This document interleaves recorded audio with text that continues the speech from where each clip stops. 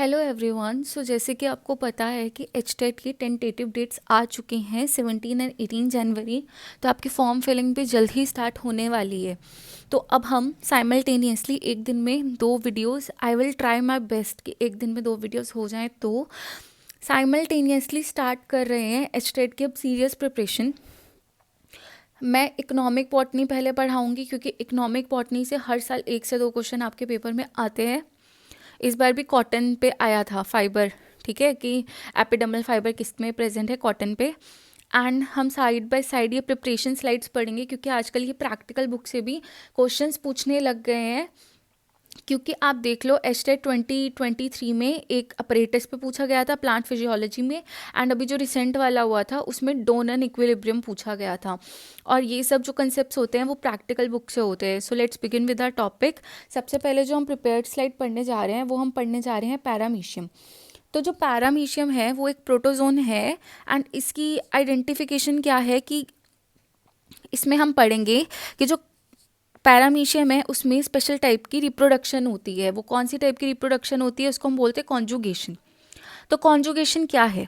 Conjugation is a form of sexual reproduction with in 2 individual. Conjugation एक प्रकार की sexual reproduction है 2 organism के बीच में या 2 इंडिविजुअल्स के बीच में, जिसको हम बोल रहे हैं कॉन्जुगेंट्स। अब यहाँ पे आपको फिगर शो हो रही होगी, 2 पैरामीशियम दिख रहे हैं, तो 1 को हम स्पेसिफिकली बोल रहे हैं कॉन्जुगेंट्स, जो म्यूचुअली एक्सचेंज कर रहे हैं न्यूक्लियर मटेरियल का। और जब न्यूक्लियर मटेरियल इनमें एक्सचेंज हो जाता है तो वो सेपरेट हो जाते हैं, ठीक है। अब जो पेलिकल है और साइटोप्लाज्म है at the point of contact वो ब्रोकन हो जाता है। मतलब जहाँ पे ये कांटेक्ट करेंगे ना आपस में, वहाँ पे आपका पेलिकल और जो साइटोप्लाज्म है ये वाला पोर्शन, सी दिस, ये ब्रेक डाउन हो जाएगा और एक प्रोटोप्लाज्मिक ब्रिज बन जाएगा इन दोनों के बीच में। जो लार्ज प्रोन्यूक्लियस होता है, अब हमें पता है कि इसमें 2 न्यूक्लियस प्रेजेंट होते हैं, ये प्रोटोजोन्स का करेक्टरिस्टिक फीचर होता है। तो large pronucleus act as female pronucleus और जो स्मॉल न्यूक्लियस है वो मेल प्रोन्यूक्लियस की तरह एक्ट करता है। ये हम ऊगैमी में भी पढ़ते हैं कि जो एग है वो बड़ा है और एक जगह पे स्थिर है। स्पर्म जो है वो मोटाइल है और छोटा है साइज में। The male pronucleus moves through the protoplasmic bridge and fuses with female pronucleus to form the diploid nucleus. Diploid nucleus. So hope आपको कॉन्जुगेशन समझ आ गया। अब हम पढ़ने जा रहे हैं ह्यूमन स्पर्म के बारे में। तो ह्यूमन स्पर्म में बहुत बार क्वेश्चन आया, एक बार ह्यूमन स्पर्म में प्रॉपर स्टेटमेंट पूछी गई है। तो ह्यूमन स्पर्म जो है वो माइक्रोस्कोपिक है, जैसे कि हमने अभी डिस्कस किया। इसके पास फ्लैजेला होता है मूव करने के लिए और ये एक मोटाइल मेल गैमेट है। अच्छा, एक चीज़ हमेशा याद रखना, स्पर्म तब तक एग को फ्यूज़ नहीं कर पाएगा जब तक ये फीमेल रिप्रोडक्टिव ट्रैक्ट से पास होके नहीं जाएगा, क्योंकि फीमेल रिप्रोडक्टिव ट्रैक्ट में इसकी प्रॉपर डेवलपमेंट होती है और उस प्रोसेस को हम क्या बोलते हैं? कैपेसिटेशन। क्या बोलते हैं? Capacitation. So for a sperm to act normally it has to be undergo a process known as capacitation. जो स्पर्म है उसमें हेड है, नेक है, मिडल पीस है, टेल है। जो इसके नेक है उसमें बहुत सारे माइटोकॉन्ड्रिया होते हैं जो इसको पावर हाउस बोलते हैं, माइटोकॉन्ड्रिया को, जो इसको एनर्जी प्रोवाइड करता है इसके मोटिलिटी के लिए। हेड में होता है एक्रोजोम, जिसमें एक्रोजिन नाम का कंपाउंड होता है और न्यूक्लियस होता है, ठीक है। एक्रोजिन कंपाउंड भी नहीं बोलेंगे, एक्रोजिन इसकी सिक्रीशन बोलेंगे एक्रोजोम की, जो जोना पेल्यूसिडा में जाके छेद करेगी और एग के साथ फर्टिलाइज करने में हेल्प करेगी। जो मिडल पीस है उसमें माइटोकॉन्ड्रिया होता है जो एनर्जी प्रोवाइड करता है in the form of ATP molecule. जो टेल है वो इसका लॉन्गेस्ट पार्ट है और स्लेंडर और टेपरिंग है। सो अब इसका स्ट्रक्चर देख लेते हैं। एक्रोजोम जो है वो ऊपर वाला पॉइंटेड पार्ट है, बीच में इसका न्यूक्लियस है। एक्रोजोम और न्यूक्लियस क्या कॉन्स्टिट्यूट कर रहे हैं? हेड। फिर छोटी सी है इसके पास नेक। फिर इसका जो मिडल पीस है उसमें बहुत सारे माइटोकॉन्ड्रिया प्रेजेंट हैं एंड नीचे क्या है? टेल, जो इसको क्या प्रोवाइड कर रही है? मोटिलिटी। इसमें क्या प्रेजेंट होता है? Flagella. Then we have given slide of human ovum. अब पहले हम इसका स्ट्रक्चर देखेंगे, ठीक है। जो ये प्रोजेक्शंस दिख रही हैं आपको वो क्या है? Corona radiata. अब कौन सी लेयर वो होती है जहाँ पे एक्रोजोम जाके अपने आप को बोर आउट करता है? तो ये है जोना पेल्यूसिडा। वो जोना पेल्यूसिडा में जाके होल करेगा एक्रोजिन एंजाइम की, एक्रोजिन एंजाइम द्वारा सिक्रीट होता है जिससे ये डिग्रेड होगी। फिर आती है हमारी एग की मेम्ब्रेन, वाइटलाइन मेम्ब्रेन और न्यूक्लियस, और ये है हमारी जर्मिनल वेसिकल। और बीच में क्या है, इसमें साइटोप्लाज्म शो नहीं है, डॉट डॉट करके शो होना चाहिए। अगर ये डायग्राम कोई बच्चा बीएससी वाला देख रहा है और आपको ड्रॉ करना पड़े ये डायग्राम, तो ऊ प्लाज्म में डॉट डॉट आएगा, क्योंकि जो साइटोप्लाज्म होता है वो हमारी लिविंग चीज़ होती है, ठीक है। एंड एक चीज़, इनका करेक्टरिस्टिक एपिथेलियम कौन सा होता है, मतलब जो स्पेशलाइज्ड एपिथेलियम होता है इसमें, मैंने बहुत अच्छे से आपको एनिमल टिश्यू वाला 4 वीडियोस में पढ़ाया है, प्लीज़ उसको जाके रिवाइज कर लेना। इसमें जर्मिनल एपिथेलियम प्रेजेंट होता है। कौन सा एपिथेलियम प्रेजेंट होता है, जर्मिनल एपिथेलियम। अब हम इनके कमेंट्स पढ़ेंगे।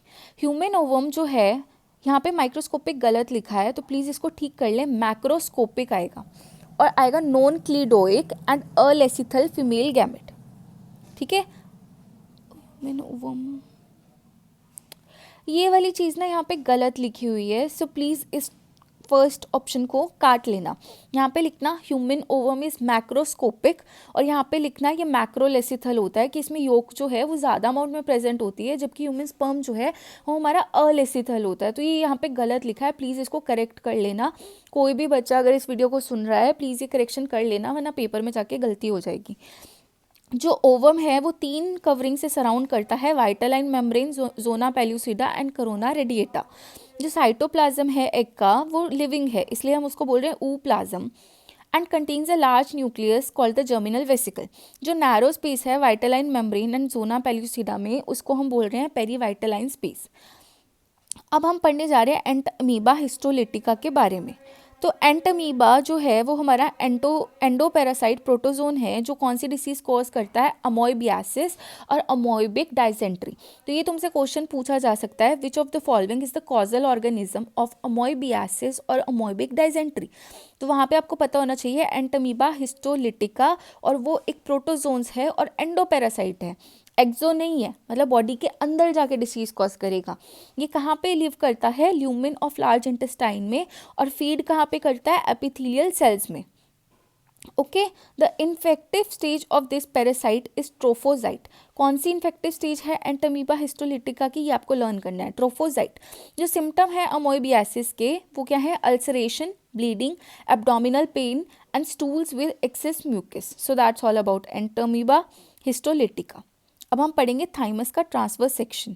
मैं एक वीडियो बनाऊंगी प्राइमरी लिम्फैटिक ऑर्गन्स और सेकेंडरी लिम्फैटिक ऑर्गन्स में, वो आपका टॉपिक इंपॉर्टेंट है एचटेट के पॉइंट ऑफ व्यू से। तो अभी यहाँ पे ट्रांसवर्स सेक्शन देखो, बीच में जो छोटे छोटे सेल्स हैं वो हैं आपके थाइमोसाइट। ये 2 पार्ट में डिवाइड है, मेड्यूला एंड कॉर्टेक्स। बाहर वाला पोर्शन जो है वो है कैप्सूल्स, बीच में हमें दिखा रखा है सेप्टा, और बीच में कौन सी कॉर्पसल्स हैं, हैसल्स कॉर्पसल्स। तो इसका ट्रांसफर सेक्शन कर रहे हैं हम थाइमस ग्लैंड का। तो थाइमस जो है वो हमारा प्राइमरी लिम्फॉइड और बाइलोब्ड ऑर्गन है। तो तुमसे पूछा जा सकता है कि which of the following is a primary lymphoid organ. तो तुम्हें पता होना चाहिए थाइमस प्राइमरी लिम्फॉइड है, और बाकी के 3 ऑप्शन तुम्हारे सेकेंडरी लिम्फॉइड ऑर्गन होंगे। ये एक बाइलोब्ड ऑर्गन है, मतलब इसमें 2 लोब्स होते हैं, और ये स्टर्नम के बिहाइंड अबव द हार्ट लाई करता है। इसमें बहुत सारे लॉब्यूल्स होते हैं जो एक दूसरे से सेपरेट होते हैं कनेक्टिव टिश्यू के थ्रू, जिसको हम बोल रहे हैं septa. Each lobule is differentiated into outer cortex and inner medulla. जो थाइमस ग्लैंड है वो मेनली किस में इन्वॉल्व है, ये तुम्हारा हॉट टॉपिक है, हॉटस्पॉट क्वेश्चन है, proliferation and maturation of T cells. तो which gland is responsible for proliferation and maturation of T cells. तो आपको पता होना चाहिए thymus gland, thymus dependent cell, and इसकी सिक्रीशन क्या है, thymosin hormone. Then lymph node क्या होती है, skip this diagram. Lymph node क्या होती है, लिम्फ नोड एक स्मॉल बीन शेप स्ट्रक्चर है जो लिम्फैटिक डक्ट में प्रेजेंट होता है। लिम्फ नोड में 3 जोन्स होते हैं, कॉर्टेक्स, पैराकॉर्टेक्स, मेड्यूला। जो कॉर्टेक्स है उसमें बी लिम्फोसाइट, मैक्रोफाजिस और फॉलिक्यूलर डेंड्रिटिक सेल होते हैं। तो जो मैक्रोफाजिस हैं वो हमारी बॉडी में डिसीज ना हो, मतलब उन सेल्स को खाने का काम करते हैं, मतलब एक तरह से प्रिवेंशन का काम करते हैं। जो मेड्यूला है उसमें स्पार्सली पॉपुलेटेड बी लिम्फोसाइट होते हैं जो एंटीबॉडी मॉलिक्यूल को सिक्रीट करते हैं। जो पैराकॉर्टेक्स जोन है वो कॉर्टेक्स मेड्यूला के बीच में लाई करता है and consist of richly populated T cells and dendritic cell. मैं अलग से भी वीडियो लाऊंगी, बट अभी हम शॉर्ट में कर रहे हैं, और जितना भी मैं पढ़ा रही हूँ उससे जो क्वेश्चंस बन सकते हैं वो मैं साथ के साथ तुम लोगों को बता रही हूँ। देन देखो, जो ये है ना इंटरेक्शंस हमारी, वो क्वेश्चन हर साल आता ही आता है। देखो एचटेट 2023 में भी आया था, अभी जो लेटेस्ट DSSB का पेपर दिया है उसमें भी आया था। तो म्यूचुअलिज्म का एग्जाम्पल क्या है सबसे अच्छा, सी एनेमोन एंड हर्मिट क्रैब। तो म्यूचुअलिज्म एक ऐसी एसोसिएशन है एनिमल की जिसमें दोनों स्पीशीज बेनिफिटेड हैं। तो वो इंटरेक्शन जिसमें दोनों प्लस प्लस हैं, वो कौन सी इंटरेक्शन है, म्यूचुअलिज्म। हर्मिट क्रैब जो है वो शेल्टर का काम करता है एम्प्टी मोलस्कन शेल पे, वेयर एज जो सी एनेमोन है वो एक सेडेंटरी सीलेंट्रेट है। क्या है, सेडेंटरी सीलेंट्रेट, वो शेल के ऊपर ग्रो करता है। जो क्रैब है वो प्रोटेक्ट होता है इसके एनिमीज से by stinging cells found in the tentacle of sea anemone, whereas जो एनेमोन है वो अपना फूड ट्रांसपोर्ट करता है। मतलब ये क्या बोलना चाहते हैं कि जो क्रैब है वो प्रोटेक्ट करता है सी एनेमोन को इसके एनिमीज से।